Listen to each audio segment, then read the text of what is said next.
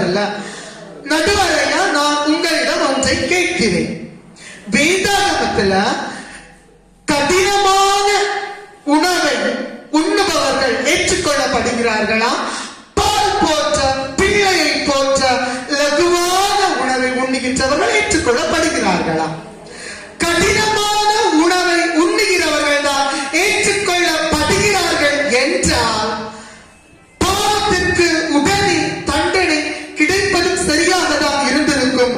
ஆனால் இன்று இயேசு கிறிஸ்து பலியானார் என்று பாவத்திற்குள்ளே வாழ்ந்து கொண்டு மேலே மினுக்கடியாகவும் உள்ளே புலக்கடியாகவும் நம்மை நாமே ஏமாற்றிக்கொண்டு தான் இருக்கிறோம்.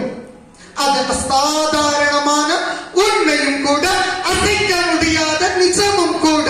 அருமையாக சொன்னார், நிஜம் பழைய ஏற்பாடுதான், நிழல் புதிய ஏற்பாடுதான். சரி, அடுத்தது நிறைய அந்த இறுதியா பேசின சிஸ்டர் அழகா பேசினாங்க. ஏசு நமக்காக